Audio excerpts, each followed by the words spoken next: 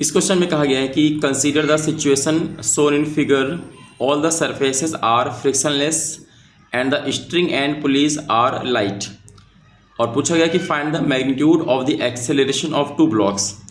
अब देखिए यहाँ पे आपको दिखाई दे रहा है कि एक हमारे पास ये कहीं ना कहीं हमारा ट्रायंगुलर शेप का क्या है, ये एक प्लेटफॉर्म है।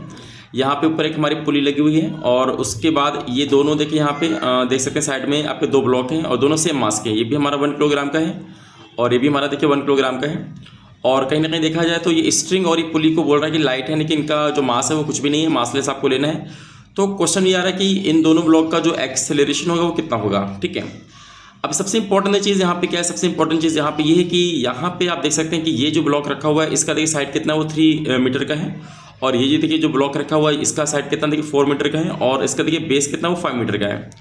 तो सबसे इंपॉर्टेंट है हमें एंगल निकालना, क्योंकि आप सीधे देख सकते हैं कि ये अगर आर्म 3 है, ये 4 है, 5, तो कहीं ना कहीं ये एंगल कितना, ये 90 है। मतलब ये कहीं ना कहीं राइट एंगल ट्रायंगल आपको नजर आ रहा है। ठीक है, अगर ये राइट एंगल ट्रायंगल है तो ये हमारा देखिए एंगल क्या बन रहा है, ये 90 डिग्री बन रहा है। अब उसके बाद ये दोनों एंगल क्या होंगे, तो आपको ऑलरेडी पता है, अगर ये छोटा सा थ्योरम पता है कि हाँ ट्रायंगल का, कि अगर हमारा एंगल 37 डिग्री है तो उसके ठीक सामने वाली आर्म होती है 3, ये 4 और ये क्या है 5। ठीक है, मतलब 4 और 5 के बीच में जो हमारा यहाँ पे एंगल बनता है वो क्या बनता है, वो हमारा बनता है 37। अब देखिए 4 ये 5 ये, तो इसके बीच का देखिए एंगल क्या बनेगा, ये बनेगा 37। बस यही आपको पहचानना है कि हमारा एंगल देखिए 37 बना 4 और 5 के बीच में, और ये 90, तो कन्फर्म ये हमारा एंगल कितना बनेगा, तो ये बनेगा 53 डिग्री। ओके, अब आपको अगर ये 2 एंगल मालूम चल गया, अब इसके बाद इंपॉर्टेंट देखिए चीज़ का इंपॉर्टेंट चीज़ है कि ये जो ब्लॉक है इसका भी वेट का कंपोनेंट लगेगा नीचे की तरफ, और इसका भी देखिए वेट का कंपोनेंट नीचे लगेगा।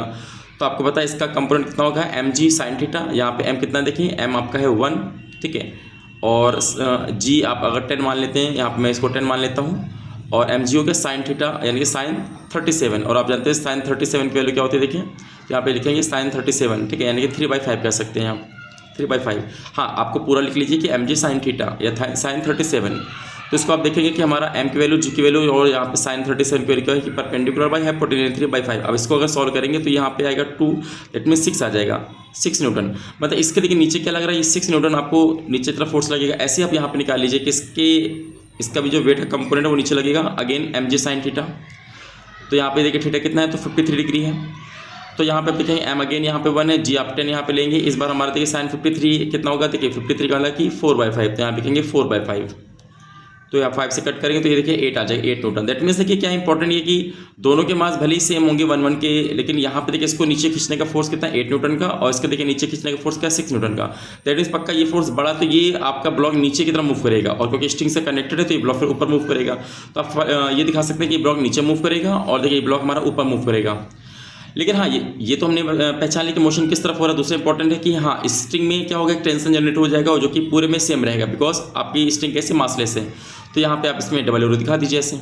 ठीक है, यहाँ पे टेंशन पूरे में टी आप करके मेंशन कर दीजिए। अब इसके लिए सिर्फ आपको ध्यान ही देना है कि आपको एक्सेलरेशन यहाँ पे निकालना है।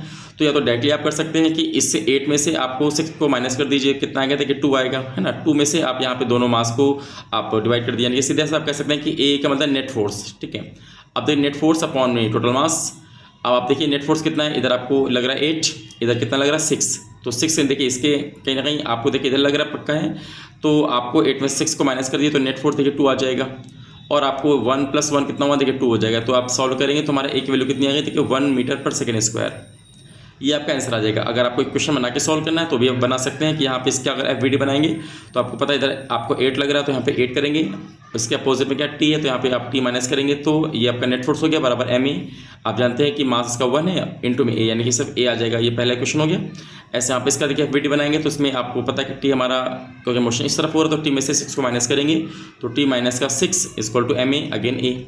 अगर आप दोनों को ऐड करें तो टी से टी कैंसिल हो जाएगा, 8 में से 6 क्या तो देखिए 2 होगा, 2 = 2a। तो भी आपको a = कितना आ जाएगा देखिए 1 मीटर पर सेकेंड स्क्वायर।